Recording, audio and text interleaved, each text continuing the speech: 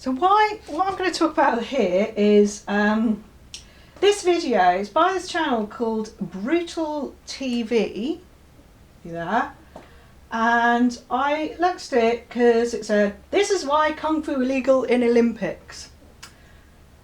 Okay, I haven't done too much of this kind of having a go about other channels thing, but this is just really quite irritating.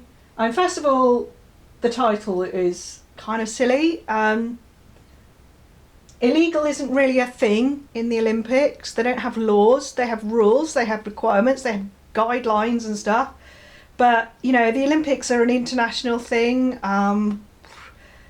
They have to abide by the laws in each country. It's not, that's kind of silly. Also, the sentence structure, okay, look, I'm not one of these people who will get all funny about grammar and syntax and stuff, but it's actually part of the issue with this guy.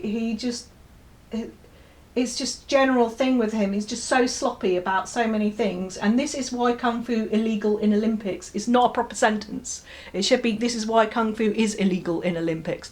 Except it's not even illegal anyway. There's no illegality about it. So anyway, let's go on, shall we? Why don't the Olympics allow Kung Fu to be shown as a sport? Martial arts were among the first sports that became part of the Olympic Games. Going all the way back to ancient Greece, wrestling was a part of the 708 BCE Olympics. As far as I know, that's true. I don't think he's saying anything particularly off or wrong here. I don't think they'd have been wearing those. I saw an interesting picture of what they would have been wearing. It's like a string. Sorry. Years later, a type of boxing referred to as picks, which means with a clenched fist, had its debut at the 668 BCE Olympics. In 648 BCE, one of the modern mixed martial arts precursors, pancration, was introduced as an Olympic event. During the years, I don't know about any of these, like by the way, so I'm not wrestling, talking about fencing, boxing, budo, savate, and many others appeared at the Olympics, but not Kung Fu. Budo? In this video, we're I don't know when Budo or Savate were in the Olympics. I'm not sure they've ever been. They're certainly not now. going to look into the possible reasons why the Olympics don't allow Kung Fu to be shown. Yeah, possible reasons. He actually doesn't know. I'll spoiler alert. He doesn't know. As a sport. But before we do this, remember to give us a thumbs up and a quick click on our subscribe button to get more videos like this one and support Brutal TV. No! Not doing that! Thanks. But for now, let's go back to Kung Fu. Wushu and Kung Fu are two terms that are often used to describe various martial arts that have evolved and developed in China over a period of thousands of years. Okay, so this is the first issue. Wushu is a relatively recent development, basically. So the thing that he doesn't understand is that Wushu and Kung Fu are two different things. Kung Fu is the catch-all term for aggressive high-speed martial arts that were developed in China, usually by poor people so they could defend themselves against like vicious regimes, or just generally defend themselves, because back then police made no pretense about the fact they were only there to protect the rich and the wealthy. They weren't really interested in protecting the poor. So yeah, it was about protecting, you know, you might hire a group or someone to protect villages from bandits or something, because police weren't interested. But then what he completely misses out and doesn't get, I guess, is that Kung Fu and Tai Chi and I think probably Qigong as well were purged during the Cultural Revolution by Mao. But once they'd all been there's very few of the original Kung Fu practitioners now, and they're just old and maybe dying in some case. Yeah, you know, it's just virtually non-existent there now. And Wushu was developed instead as a And it's basically like gymnastics in the style of martial arts. That's basically what it is. I don't want to take away from it or anything like that. It's a very difficult thing to practice. It takes a lot of work and stuff like that. But it's not a martial art, actually. When they go, they don't actually learn fighting skills, and that's very deliberate. When you see people like Jet Li, who's a Wushu guy, they're actually having to change the moves that they learn to make them actual fighting moves, make them strikes and stuff, because otherwise it wouldn't really work. Wushu, as they learn it, doesn't really work as a martial art, and it doesn't even work as a martial art in films properly. They have to change it a bit. So that's the difference. And the Chinese government don't really want people to be able to defend themselves, the average person to be able to defend themselves. So that's what it is. But they wanted something that looks like nice and kung fu-y to be a kind of cultural export and, propaganda and whatever. There are many who consider Kung Fu to be superior to Wushu. Okay, that's because Kung Fu is an actual martial art, whereas Wushu isn't, as I have already explained. This is in part due to the immense popularity of Bruce Lee movies in the West that helped people get to know and learn about Kung Fu. There are many similarities between Kung Fu and Wushu. However, despite similarities, there are also differences. The word Wushu literally means martial arts, as it is I don't know, it probably does. Made up of the two Chinese words, Wu, meaning martial or military, and Shu, that means skill or method. However, it has been incorporated in English as a single word meaning martial art. Wushu is a contact sport played at international level. It has been the phrase that has been promoted by the Chinese authorities ever since the Chinese Reform movement started. It has also been turned into a contemporary sport that the Chinese are trying to get included in the Summer Olympics. Kung Fu is a word in Chinese that roughly translates into skills achieved with time and effort.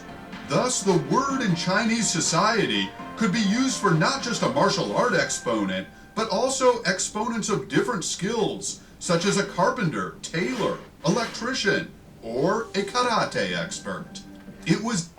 Yeah, I think that's true. I don't really know about his pronunciation of karate, but that's basically true. He's not too wrong there. It's in the 60s that Bruce Lee popularized the phrase in the West, and people... Well, yeah, because you see, Bruce Lee was actually practicing Kung Fu. He originally learned Wing Chun. See, in Hong Kong was an English colony, so a lot of the people who were purged, they went to Hong Kong. They also went to China. And that included the martial artists. And Ip Man, who taught Bruce Lee Wing Chun, he was someone who had to escape from mainland China and ended up in Hong Kong. So that's what it is. People accepted it as a fighting style. He was the king of Kung Fu as far as Hollywood was concerned. Okay, that's a fair assessment. We're almost at the halfway mark now, so just a reminder to like this video and subscribe to I can't believe he keeps saying this in this terrible video. It just really annoys me. Brutal TV for more top quality fighting videos. No, I'm not. There's not top quality. Now back to the Olympics. In order to survive in an extremely hostile environment, our primitive Chinese ancestors developed primary means of defense and attack that included leaping, tumbling, and kicking. Although they knew how to fight with rudimentary weapons made from stones and wood, fighting with bare hands and fists became essential skills. Okay, I really do not like him using the word primitive. I mean, I don't know exactly how far back fighting with weapons goes, and obviously, like, things like swords could be expensive, but that doesn't mean that they were primitive. I sort of don't like the way he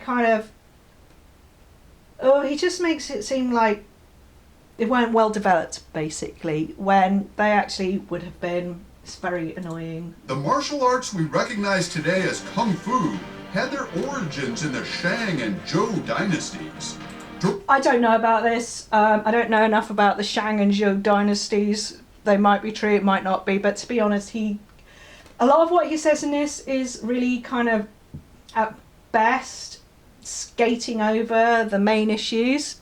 So it's probably, at best, a lot more complicated than that.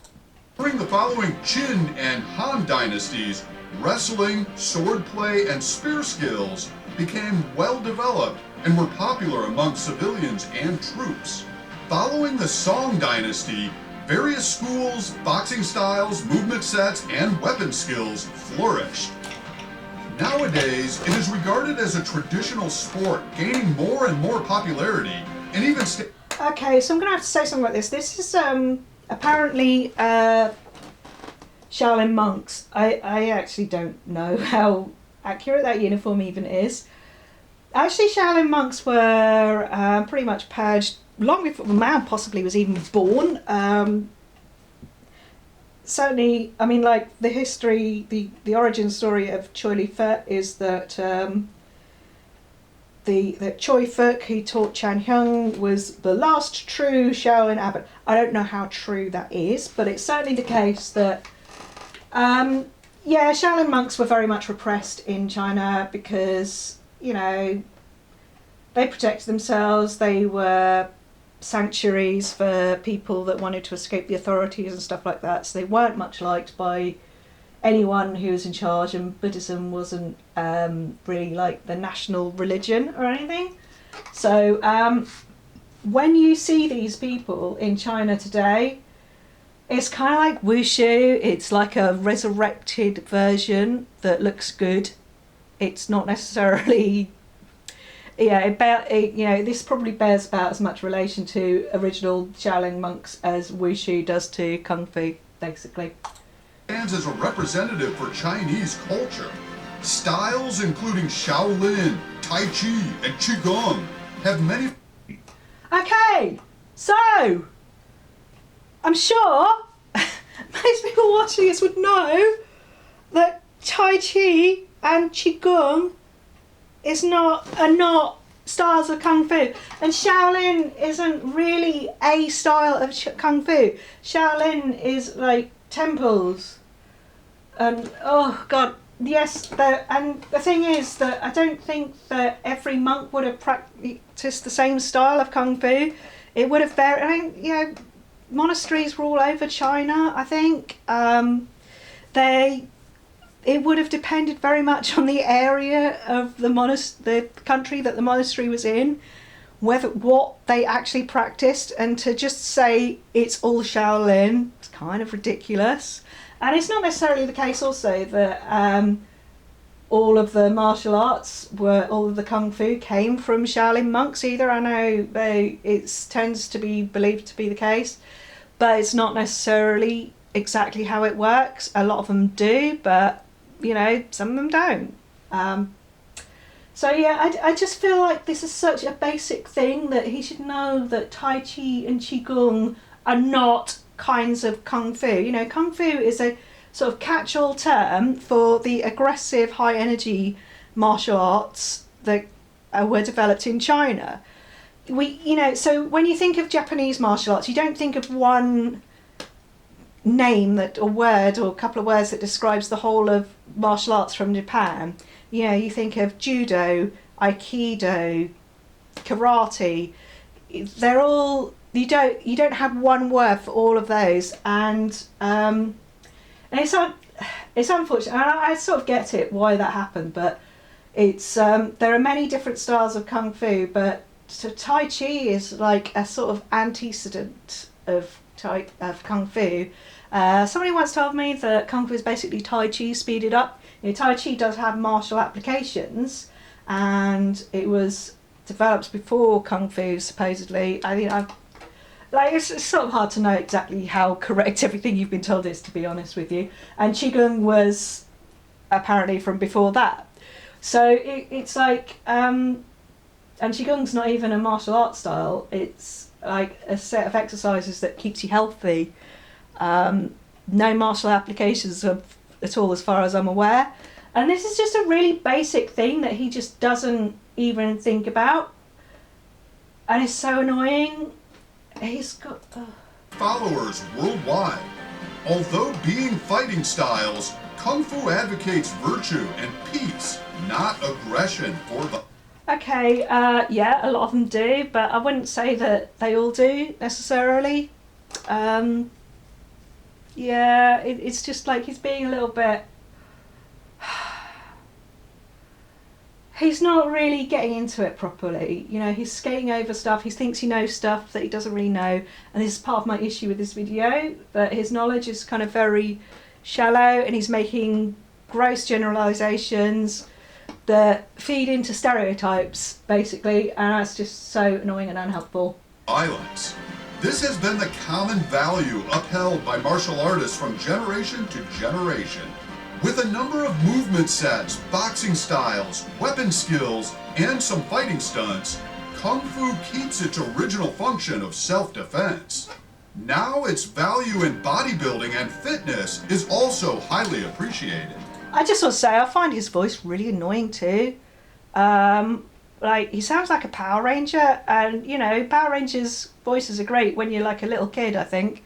But this is not a children's show. In the mid-1900s, the Chinese government attempted to nationalize and standardize the practice of martial arts in China. In essence, this turned aspect... The mid-1900s. I wonder what was happening in the mid-1900s. What was going on then, 1950-ish, in China? Well, there was a revolution. Mao led a communist revolution against the fascist Chiang Kai-shek. That's what happened. Mao ousted a fascist, and I don't feel like I know enough about the whole thing of the revolution to get into how bad or not bad Mao was, but Chiang Kai-shek was a fascist. That's something that tends to be overlooked an awful lot when people talk about Mao. They don't tend to talk about who he was revolting against. So yeah, when he's talking about the mid-1900s, he's talking about when there was the revolution that kicked out the fascist Chiang Kai-shek, and then they retired, went off to Taiwan and committed genocide on the indigenous peoples there, and then took over Taiwan and stayed there and still like to think of themselves as the true government of China today. It's ridiculous. But anyway, so that's the thing that happened. The other thing that happened was the Cultural Revolution, which is what... And when he says standardise, he's really skating over a lot of stuff. And it's probably because he just doesn't know, never really thought about it. I don't think he's ever looked into the history of China at all. So when he's saying standardise, what's happened was that Kung Fu and Tai Chi and Qigong, I think, possibly, were purged. Anyone who practices those things were purged. So they all went off to Taiwan because that was ruled by Chiang Kai-shek and his lot, or Hong Kong. A lot of them went to America. A lot of them went to Australia, Canada, you know. So that's how we ended up with so much Kung Fu in Hong Kong and America and Australia and all other parts of the world. And then they created this Wushu. That's what he was talking about when he said it was standardised. There's a little bit more going on there than just, you know, standardising. Aspects of it into a sport. In 1958, the All China Wushu Association came to be via an appointment from the government. Along with this, the sport became known as Wushu.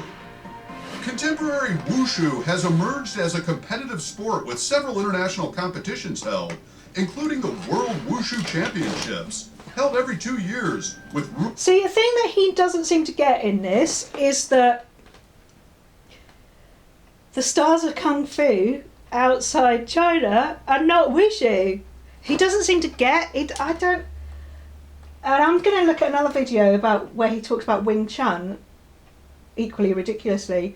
And it's just so strange how he just doesn't get that Kung Fu styles outside China are just different. It's just... And have their own thing going on. Oof. Rules and regulations set by the International Wushu Federation. Competitions are generally... Yeah, the International Wushu Federation has no power over, you know, Wing Chun, Choy Lee Fut, White Crane style, any of those things. But he's kind of talking like it does. It's a bit weird. Divided into two disciplines, Taolu meaning forms and Sanda meaning sparring. Taolu or forms are I don't know about Taolu, if the word Taolu is right. The word Sanda is correct, but we're going to have to correct something else in a bit. Ordained movements designed to defend against imaginary attackers. The forms part of Wushu competitions are of course judged according to specific criteria. However, in essence, the forms that are used are derived in many ways from the traditional Chinese martial arts. More recently, Wushu... Okay, so he's not entirely wrong there, but he still doesn't seem to get that there's a difference between Kung Fu and Wushu and what that difference is. Competitions have become known for highly flying acrobatics, high-level spinning and jumping kicks than perhaps previously. The sparring... Well, you know, we do some of that in Choy Lee Fut and the other traditional martial arts, but we don't do it quite like the same as in Wushu. Side of competitions, Sanda, which is sometimes called Sanjo, is a combination of... Okay, so here's the thing. Sanda, which is sometimes called Sanjo. It's a weird thing. Like, I think in a bit he actually says three it. styles of has fighting, it spelled out. throwing, punching, and kicking. It is a combat part of Wushu. Due to these styles, Wushu is different from other fighting sports such as boxing, wrestling, and judo. Sanjo was introduced in the internet. There we go. Sanjo. I don't think it's pronounced that. Okay. Sanshu. I'm not sure why he's saying it's introduced in the year 1979. Sanshu goes back almost as far as Kung Fu goes back, because basically Sanshu is Kung Fu boxing. All right. Sanda is the boxing that was developed alongside Wushu after the Cultural Revolution. Sansho, or Sansho, it might be, maybe, I'm not entirely sure. That was, that goes back easily to the beginning of the 19th century, the 18th century, the 20th century, 1900s. It easily goes back to there. I think it goes back to before that, to be honest, though. Because obviously Kung Fu fighters wanted to have their own sort of boxing matches, and that's what they developed. National arena in track events in the year 1979. After that, it has become one of the most popular events among athletic players and viewers. Unlike Sanjo, Taolu is the demonstrative... Where's he saying that was introduced? Sorry. That it has become one of the most popular events among athletic players and viewers. Unlike Sanjo, Taolu is the throwing, punching, and kicking. It is a combat part of Wushu. Due to these styles, Wushu is different from other fighting sports such as boxing, wrestling, and judo. Sanjo was introduced in the international arena in track events in the year 1979. I have no idea what he means there. Introduced in the national arena in track events. It's not a track event. That would be, sprinting and hurdles and stuff. I don't know which events he's talking about. It's not an Olympic sport. I know that. So I don't know what he's talking about there. Maybe some people started doing Sanshu internationally then, which is fine. But it's not the same as Sanda. It's not, and Sanda is mostly only practiced in China. After that, it has become one of the most popular events among athletic players and viewers. Unlike Sanjo, Taolu is the demonstrative part of the fighting skill. Here the fighters demonstrate Wushu skills like energy, speed, agility, and rhythm. They can perform these demonstrations with or without the opponent according to the requirement of the game. Taolu is recognized in Asian and Olympic games and is keenly played in all categories like senior, junior, or in sub-junior levels. Generally speaking, there are main events in Wushu competitions which are compulsory, as well as more individualized events. The compulsory events include bare hand, short weapons, and long weapons. Back in 2008, owing to its cultural significance in China, the International Olympic Committee allowed the organizers of the 2008 Summer Olympics in Beijing to hold a Wushu tournament in parallel with the Games as a separate event, the first time that the committee has allowed such an event. The International Wushu Federation has repeatedly backed proposals for Wushu to be added to the Olympic program, most recently as one of 8 sports proposed for the 2020 Summer Olympics in Tokyo, Japan. However, it failed to reach the final shortlist, and the International Olympic Committee ultimately voted for the re-inclusion of wrestling instead. But what? Okay, I mean, wrestling had sort of been excluded because I think it's because there just weren't enough people doing well enough across the world. Like, you know, for a sport to be included in the Olympics, you need to have enough people doing it around the world in enough countries, really. So, why doesn't Kung Fu, or should we say Wushu, get a look in? Right, it's not Kung Fu, or should we say Wushu? Kung Fu and Wushu are different things. If you included Wushu, you would not be getting Choy Lee Fut, or Wing Chun, or White Crane, or Hung Gar, okay? This guy just is so annoying. It could be down to the fact the various sports under the title Wushu were too similar to existing ones. The forms competitions becoming very acrobatic, like a gymnastic floor exercise, which they already have plenty of. The fighting events are similar to kickboxing or Muay Thai or even Taekwondo. Maybe the Olympic Committee is trying to reduce the number of sports in the program, as there... Okay, there's no kickboxing in the Olympics, there's no Muay Thai. He's not even looking at it. You have Taekwondo, yes, but you don't have kickboxing and Muay Thai in the Olympics. There are already so many of them. However, on January 8th, 2020, it was announced by the International Olympics Committee that Wushu will be added to the 2022 Summer Youth Olympics. So at least the youngsters will get their time to shine. On the downside, this event has now been rescheduled to 2026. As the saying goes, all good things come to those who wait. Do you think Wushu should be included in the Olympics? Tell us about it in the comments below. And don't forget to like and subscribe to this Brutal is TV rubbish. for more top fighting videos just like this one. Thanks for watching. We'll see you next time. Okay, so look, Brutal TV has over 1 million subscribers, and it's mostly, this guy doesn't know what he's talking about, and a lot of the time he's pushing stereotypes that are not enlightening or informative. And yeah, I mean, like, as he's obviously got no real answer to why Kung Fu is illegal in the Olympics, or Wushu for that matter.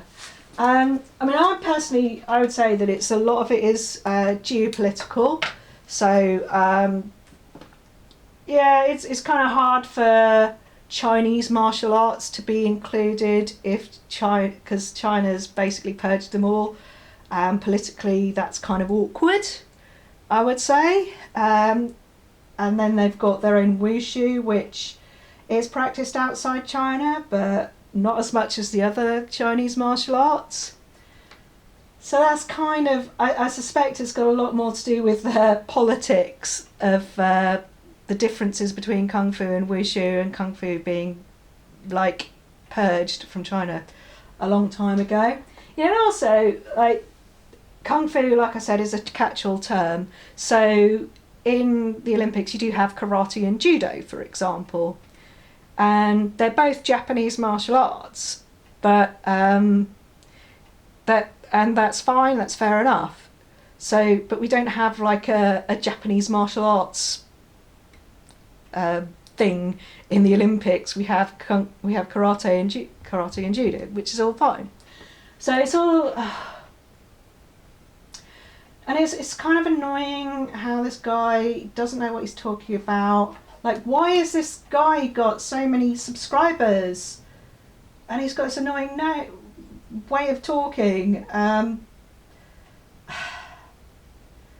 then he does, this is why Wing Chun is illegal. So I was thinking, right, maybe it's just this one video that's kind of irritating, and, you know, maybe he's, I don't know, it's not really like I could judge him from just this one video. I did sort of vaguely look at the others. I didn't really bother to watch any of them because most of them weren't interesting. But when I decided to look this up to make this video, the next thing I got was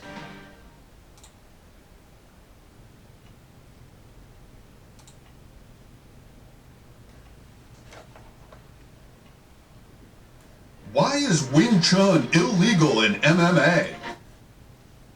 What? For God's sake.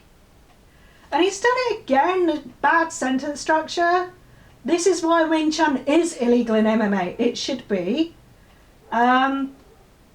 So this is also quite annoying. Like, you should know that individual Wing Chun moves it's possible to use individual Wing Chun moves in MMA. You just can't use all of them. And he actually does know this as well. That's the other thing. This is such a clickbaity title. I think that's the part of the issue here, really. The sport of MMA has exploded over the last 15 years. Fighters come together and compete in various art forms, hence the name mixed martial arts. I don't know.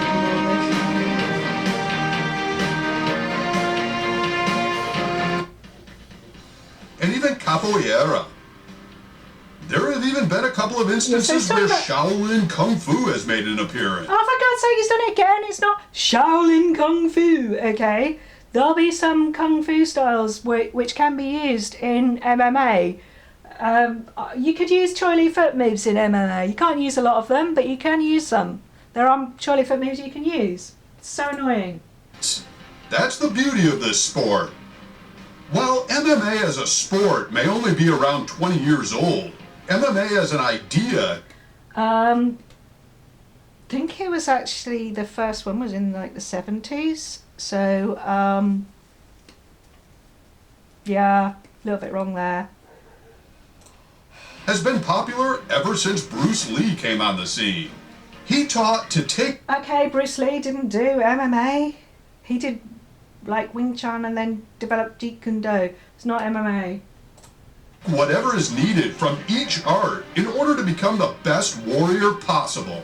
And that was what he called Jeet Kune Do. Modern MMA fighters have taken to that quite a bit.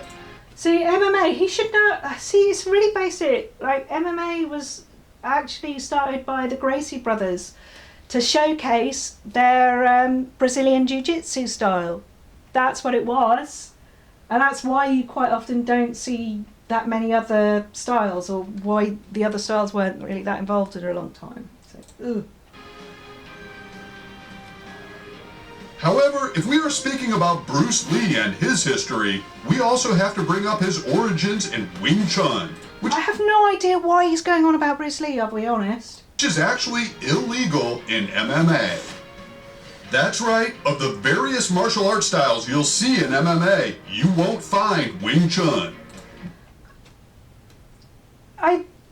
I don't watch MMA enough to know if you won't find Wing Chun, but there's actually no reason not to use a lot of Wing Chun moves. He's being ridiculous. Why is this art form And also, right, karate has a lot of has a number of similar moves to Wing Chun, and that's used in MMA. He's being ridiculous. And in the sport, even though it has some practical applications. Much of it comes from some of the more real-life applicable techniques. Remember, even though MMA is all about fighting and trying to submit or knock your opponent out, it is meant to be a competition. There are just some techniques that work against this principle. Unfortunately for the Wing Chun practitioners, these are moves that are worked in... Okay, I think... they don't work against the principle. It's just that some things are stuff that you don't want to be putting yourself in the way of. Like, you don't want to be going into a fight expecting to get your eye gouged, basically, or your groin kicked. I think that some of the rules about what's not allowed in a sports competition are kind of fair enough, because they, can be a little bit over the top. Into the fabric of the art itself. Eye gouging is illegal in MMA. Eye gouging is what... I don't know about illegal as well. Oh, God, he keeps using this word, throwing around the word illegal. It's against the rules. Widely taught in Wing Chun, and it is also a very highly effective tool while fighting. Even in real-life situations, it shouldn't be used unless absolutely necessary. Yeah, well done, mate. There could be serious consequences if used improperly, even leading to prison. Of course, just... Yeah, well done, mate, for pointing out that if you blind someone, you could be sent to prison. Well done.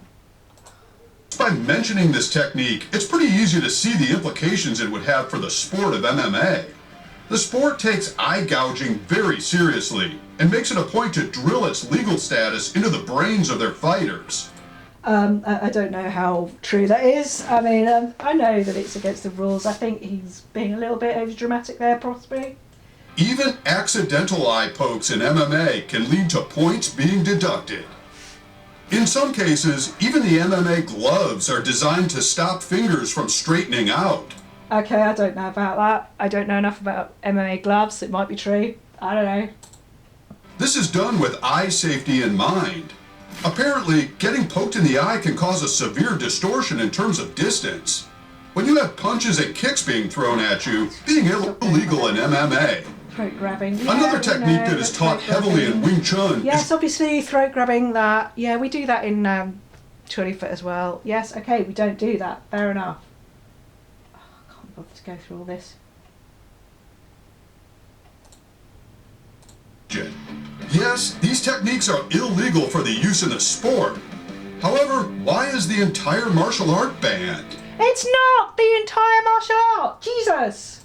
Couldn't a person simply make sure not to use the illegal techniques? Yes, they can actually. Here's the best way to explain it. A martial artist can compete in MMA and utilize some Wing Chun techniques. But a true Wing Chun practitioner cannot compete. What's the difference? The difference is how the moves are built into the practitioner's minds. Of course, Wing Chun has plenty of techniques that are not illegal, from fast punches to leg kicks. All of these are totally okay to use in the sport. Yeah. However, it is the illegal moves, such as the throat grab and the eye gouge, that are second nature to a true Wing Chun practitioner. Yeah, I mean, I'm sure if Master Wong went into doing MMA, he'd be getting booted out all the time, because he is a nightmare, but... And would be incredibly hard to suppress.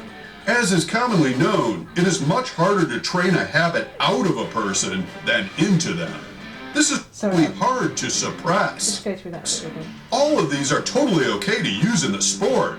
However, it is the illegal moves, such as the throat grab and the eye gouge, that are second nature to a true Wing Chun practitioner, and would be incredibly hard to suppress. Okay, that's kind of ridiculous. Yeah, sure, it's second nature, but that doesn't mean they just use them randomly when they don't need to.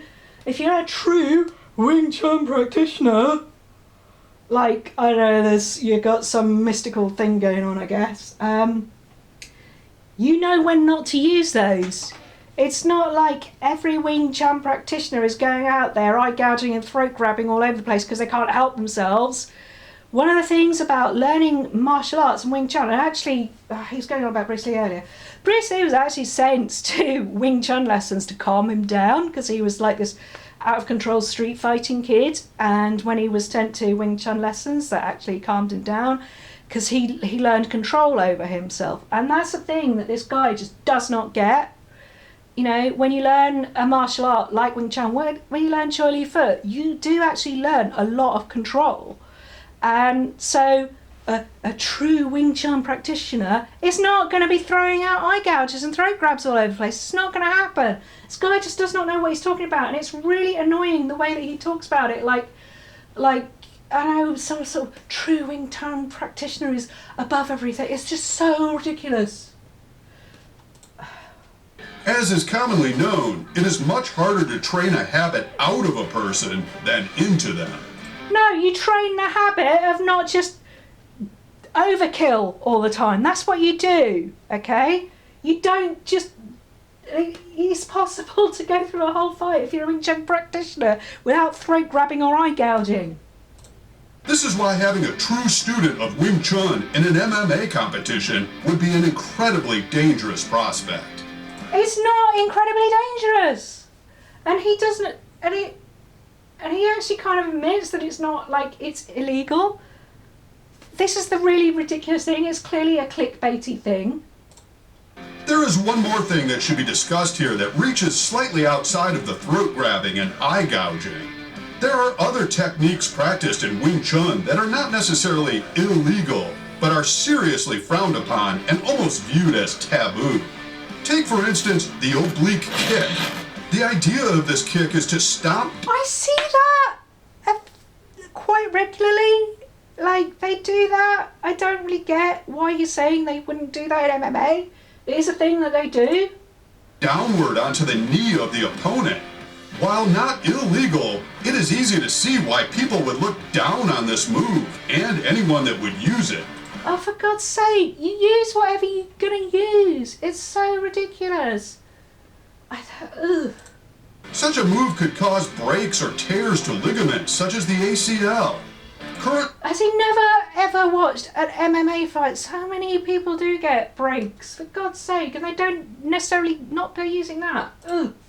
All standing leg kicks are legal in MMA, but perhaps it should be a rule that is reconsidered. And while it is rarely seen in the sport, it has been used by some fighters. Now he wants to rewrite the rules of MMA. I don't know. I don't even know how much MMA watches, really. Take UFC champion Jon Jones as an example. He has often used this kick to harm the knees of his opponents to gain the upper hand during the fight. While it may have earned him a few victories, it has also earned him a place as one of the most disliked fighters in the sport. I don't know about him.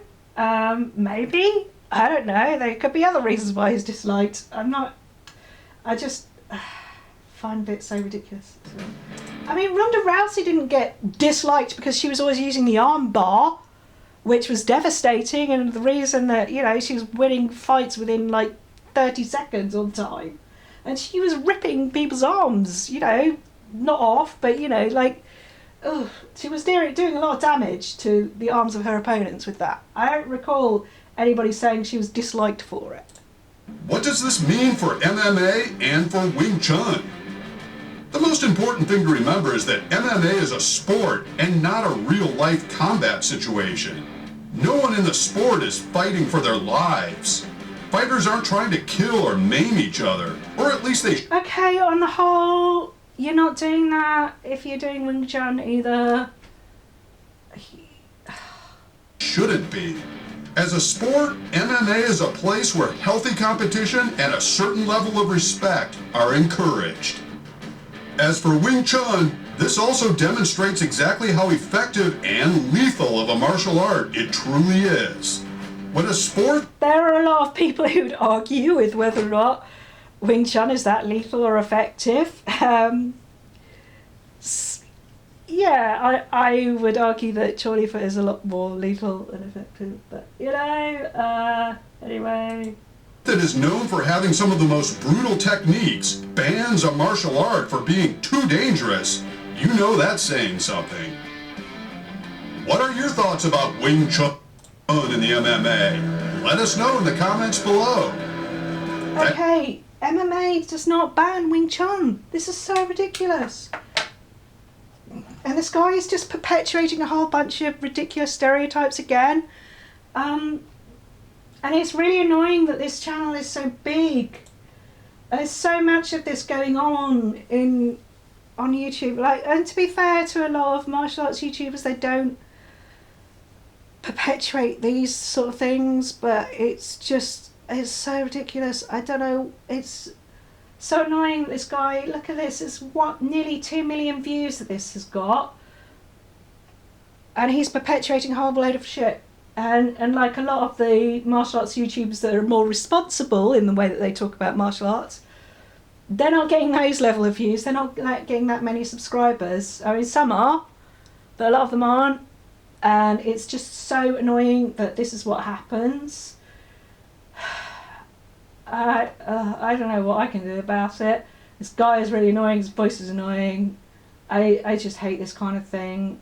I would really like to feel that YouTube would, you know, favour good content. Obviously, we can't expect YouTube fact checkers to go through every martial arts video ever, but it's quite annoying and problematic that this. I mean, he does just kind of promote a whole bunch of stuff that's actually kind of believed in wider martial arts and in beyond martial arts culture. So, like a lot of the people that I would talk to if I were to go out in the streets in the city where I live would probably believe a lot of that stuff. They probably wouldn't get the difference between Wushu and Kung Fu and stuff like that. I've had arguments about that, actually. I have tried to talk about it. My God, have I had an argument about that one, honestly. People just will not see that there is a difference and why. And it's just, it's quite difficult. I just wish this kind of channel wasn't so big and getting so many views. And I don't know what I can do about it, but anyway. Thanks for watching. No! I'm not very pleased with it. Your channel's terrible. You shouldn't be existing. And I would love to be able to stop it existing or, you know, convince it to do better. There's just so much of it's about. It's terrible.